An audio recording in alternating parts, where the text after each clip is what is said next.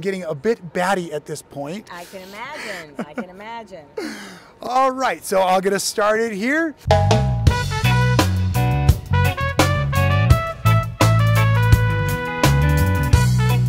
Welcome back to another Kansas City Quilt Market interview with Rob Appel from Making It Fun. I have another guest named Tammy. Tammy, tell me your last name, all about your shop or whatever you do. I see you're an exhibitor. All right, so my name is Tammy Silvers, and I am a pattern designer and fabric designer, and my company name is Tamarini's. Tamarini's, I love that. Okay, so you're a fabric designer. Who have you designed with? Island Batik. Oh, I love Island Batik stuff as well. And it's okay to say that. Yes, Michael Miller has beautiful batik fabrics as well, but Island Batik is the company that I did that big Quilted and Honor program with, and Caleb Willis, the owner over there, is just a fantastic gentleman, so I will always support Island Batik as well. Excellent. We love to hear that. Yeah. Absolutely. So how long have you been designing for? I've been designing quilts since 2005. I've been designing fabric for now. Wow, fantastic. So is that 6 collections? Or are you with Batiks, is it more once a year? How do you like to design as a batik designer? They give us a lot of options. That's the awesome thing about Caleb. So I have just introduced my 4th line. Congratulations. That's great. Okay, so you also said pattern designer, so you're writing patterns under the Tamarini brand? Absolutely, absolutely. Patchwork, applique, all of the above? I run the gamut. I have a little bit of everything.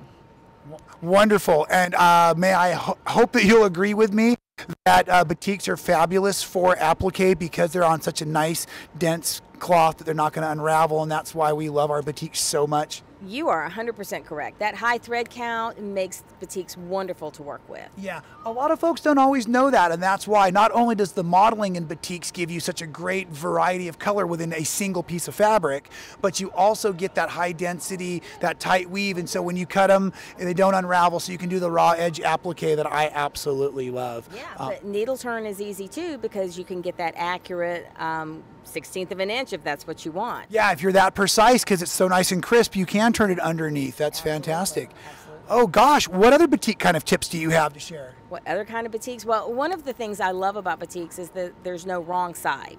So when you're doing a symmetrical cut, you know, sometimes probably hasn't happened to you, but I know it's happened to me. If I'm working with print, I sew wrong side to right side. But with batiks, that doesn't happen because there's not a wrong side. Now, I'm a terrible interviewer because I'm going to completely disagree with you right here on camera. Okay. Only because when I was at Island Batik, we did a little bit of screen printing on the last layer of some of those Americanas. So I have started to say in some of my videos, when you're doing batik, just check it first to make sure you know if there is a right or wrong side, because there might be a screen print extra bonus feature on one side. I would agree with you 100%. So it is a blanket statement, but just like any blanket statement, there's always exceptions. Yes, yes. And Island Batik has some of the best exceptions out there because I remember the way we could print. It was the way we were able to line up our stripes so nicely. It was really a cool feature that Caleb showed us how to do. Yes. Yeah. Oh, absolutely. So it depends on if it's block printed or screen printed. That's definitely going to have an impact on the saturation.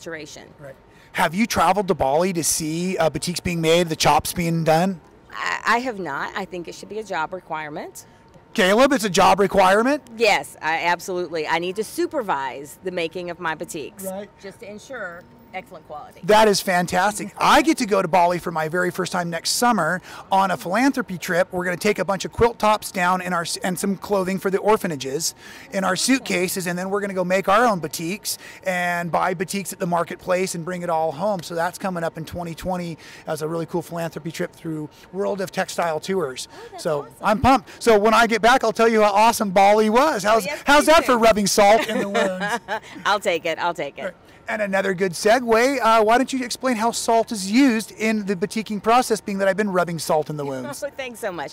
So salt acts as a resist. So if I don't know specifically, but I do know. Nor do I, by the way. But I do know that if they sprinkle salt on and then drop a dye or water, it's going to give you that wonderful rainwater effect. Yes. Because salt does act as a resist. So wax is a resist, but salt also disperses the water in the dye and has an impact on the design. And it gives it that very organic-y effect, where the waxes we can do more crisp effect by the chopping process. Items, motif specific, yes. Awesome. Oh, this is great. Okay, Tammy, I've got the question from the mystery box here, and I'm sorry to be in a bit of a rush, but my batteries are getting so low, I don't want to miss a moment of Tammy's time. Okay, you're on death row. What would your last meal be? Oh, this is great. No one has pulled this question yet, so you have a very unique question. Okay, well, I have a very specific answer. It is a slam dunk. It would be tacos and margaritas. What about bottomless tacos and margaritas? Well, I'm on death row, so I'm going to have to rush it. I figured they'd let you eat until it was all gone. I just keep eating real slow out there on death row. Oh, that is an awful thing to discuss in a quilting interview. Congratulations on being an awesome designer and pattern creator. Okay, so why don't you go ahead and take a moment and plug your personal business all over again for everybody at home? Sure. So Tammy Silvers, Tamarinis. My website is www.tamarinis.com. Fantastic. Thanks for being here today, Tammy. Thank you so much.